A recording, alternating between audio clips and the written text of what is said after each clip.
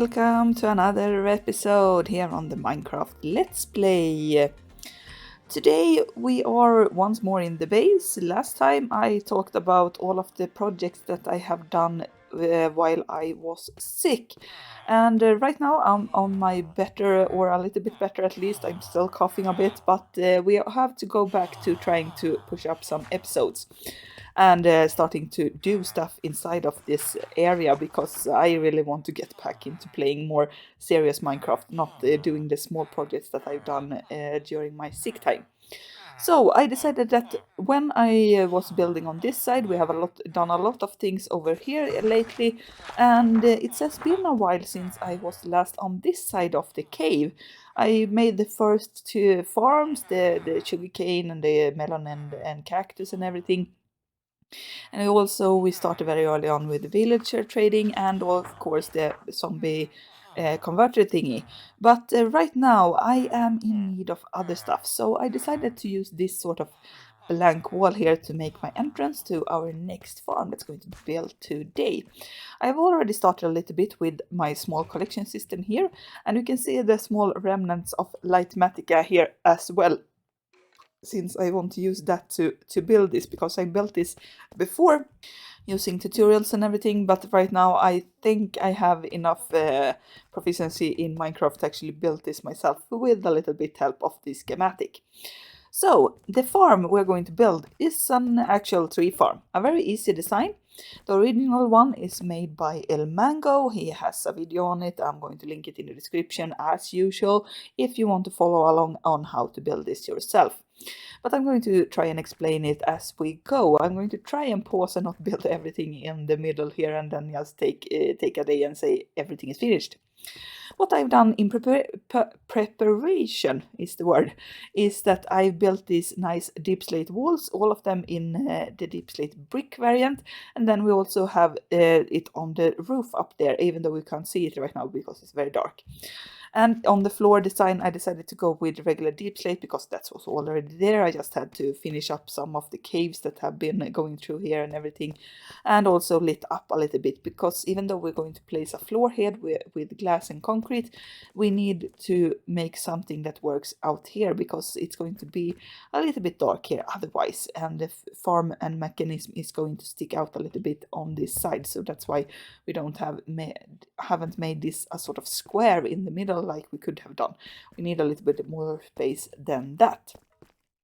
So first things first, we need to build this floor and a couple of layers above it, and I can show you guys how this farm is made.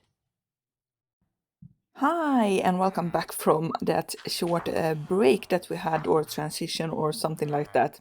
I'm standing here on this side looking into the new entrance to our tree farm that was going to be built, and like usual I built all of it and even built the design and everything, and then bring you guys in after. I just get into moods and then build more stuff.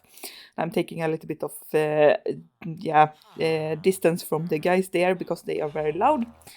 But here we have the entrance. I decided to go for the copper design again, the similar thing I made. If we go over here, over on top of there to our copper converter chamber, because I really love the copper. It's a lovely block, and I have used it in a lot of these builds, so I decided to incorporate it in this one as well. And we have a little bit of a gradient here and some light as well. The only thing I'm not that happy about is the collection system here, because I have these chests and they are a little bit in the way when I want to jump over to the actual farm. But I decided that I wanted to do this, and we can change that up later. I have the staircase here to make it a little bit easier. So here we have the big tree farm, the thing that is working, and I don't remember if I told you guys this before because it's been a couple of days since I recorded this. or the first part, but this farm is made by Ilmango. I'm going to link his video in the description. You can use 4 types of trees in this farm, not at the same time, but they can be used. And we have those 4 in here. So I have birch, we have oak, we have spruce, and we have jungle. And I had 8 jungle saplings, we got 1 back. So it's not that great right now to get a lot of jungle saplings, mostly because they don't drop a lot. And I usually get a couple of times, but this time it was a little bit too bad, so I don't know what that did. And it's very complicated in its way how it works and everything, but very simple also, because it's just using TNT duping. And it's up here on a timer and a clock and everything. We're using this scaffold to change this timer system up here to on and off. And when that happens, we get TNT dropping down, and it destroys the trees that you can see down there. And then if I show you guys in my camera mod, you can see here that we have these alternating slime and honey blocks walls, and with some, what's it called, fence gates that destroys the leaves, and we get a lot of the saplings out of it. And then we have, of course, these all things coming in too. So this wall goes out, I think, yeah, something like that. And then we have this crushing into here, and all of the trees goes out into this hole. The thing above here I can change on and off with this switch here, and it's just simple for the oak trees, because if you don't have it in the downwards position, now it's in the upwards, it's a 1 block further up, because it's this block that we're looking at. If this block is down, it's going to take the oak trees and get them to not grow as large, and then the farm can't handle them. So we make them a little bit smaller, and they just grow to a certain height when that mechanic is used. So there we have it, the tree farm. I really want to build more tree farms. For example, I want to build something for mangrove, we want something for dark oak as well. But right now we have all of the 4 regular tree types, I would say. Jungle is maybe not the regular one. But yeah, we have a tree farm here. And of course water down here to collect everything, and it flows into that middle hole there, goes into the hoppers that you can see below, and into the chests. Very simple, very nice, and it works. I have built this in my first world. I don't remember if I actually showed you guys this there, but maybe I did, or maybe I didn't for some reason. But we have that farm at the ready, and I decided that I wanted to do another farm today, since we have a lot of time for it, and I have prepared a little bit. It's a very, very simple farm, but it's going to be a very, very efficient one if you get it to work correctly. Here are all the materials that we're going to need, and we're going to go to a different dimension for us to actually use this farm. A bit of dimensional travel later, and we are out here in the End Islands, and I have chosen this spot where to build our farm. This farm is a copper farm, and if you guys don't know, there have been a lot of copper farms in recent times since they changed mechanics, and that drowned zombies actually drop copper ingots. And it's a pretty low rate from what I understand it, but if you make efficient farm, it's going to be rather good. This farm that we're going to build today is a farm made by ianxofour, and like I showed you guys before, it's very simple in its material use, in its sort of the main things you need for the farm. The big thing I need to do out here is to actually change up our placement or the terrain, so it works well with how the farm is working. I'm going to show you guys a little bit. I'm going to again look down so I don't destroy any, or I don't need to. I have my pumpkin on. I'm going to look like a dumbass or something looking down. Okay guys, so we have a very big island here that I found just a little bit further from one of the end portals that I chose from our main island. And here we have this big island, and I just need to remove the coarse fruit, of course, and then we also need to flatten the ground a little bit, so we have a lot of flat ground. And that's why we use the end mostly, because we have a lot of flat ground already. We just need to level it a little bit. So I think I'm going to need to take down at least this level and maybe that one. We'll see if that's enough. I'm going to count out.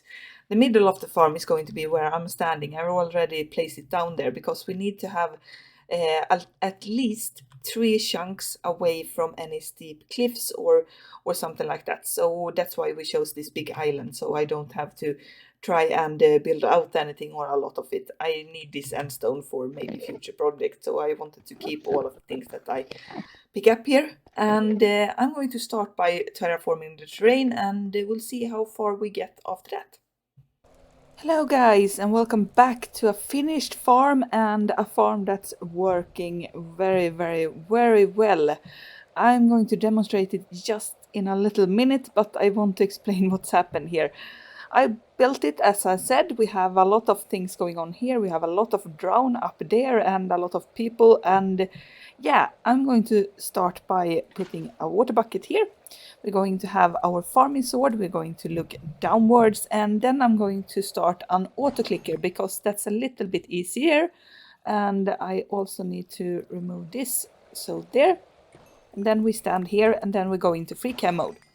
My character is still going to use the auto clicker because you need that to be pretty precise, so that's why we use it. And then you can see here we have a lot of zombies, and they are all turning into drowned, and they are turning into copper ingots. As you can see down in my hotbar right now, we are getting a couple of ingots pretty often, I think. It's a very good farm. I'm going to give credits one more to ianxofour. He's the guy behind it, and this is incredible how masterful this is. It's so easy to build, and it's so effective as well. And I really love this because I'm going to need a lot of copper in the future. So we have these things here that we can now produce copper from. I have been searching through a lot of different farms, and this one was the one of the easiest, but it gives a lot of things. So I just can say it's incredible, and a lot of things go into it, and a lot of thinking on how it works. But yeah, we have a working copper farm, and it looks amazing. I'm going to go back down here. I'm going to turn off the clicker and take away the water there, and then we're going to, I think, go out of here a little bit at least, or try to. I'm going to have to take all of my items with me, and we'll see if, because this will be the first time I do that, I think I may have to take out the other sword, the culling one, and just do a little bit of maintenance on this farm instead. So we do the same. And now I'm not using the auto clicker. Instead, we're just going to take a small look. I can still use it while I'm in camera mode, so we can see what happens. It's not very fun to look into an middle of an armor stand. But this is just so we can get rid of the zombies a little bit more, so we don't have that many when we go out. Going to leave some of them inside of here. I think that's going to be enough. And we wait for the XP. And we have to go out there. Nice. We leave that, and then yeah, we got a lot of items here. We're going to do it like this. So we're going to stand here, and then we're going to throw away all of the things, because we get a lot of other items, not just copper from it. As you can see, I'm throwing it all into soul sand fire that's down there. Okay guys, I just want to get the chance to get out of here a little bit. Can I get that? Yes. And we take all of the ingots. I'm going to take sword and that with me. I'm going to, yeah, I think that's going to be enough. We're going to take those and I top them off undying in case I do something stupid. So now, because I don't want to be down here when we end this episode, I'm going to take a little bit of a way away from here though, and land on a different island so I don't destroy anything. I don't want the zombies to actually disappear on me for some reason or something like that, because it was a hassle to get them there. I had to do it 2 times even, since the first zombies didn't spawn enough zombies in the farm, so I could get get it started. But now we have a working copper farm. So I hope you have enjoyed this episode. It turned into a little bit of a very two different farms. We have the tree farm and we have the copper farm, but both of them are going to be used in future gathering of materials. So I hope that you want to see more of this, and probably leave a like and a comment on the episode, please, and maybe subscribe so you don't miss those future episodes. We'll see each other in the next episode. Goodbye.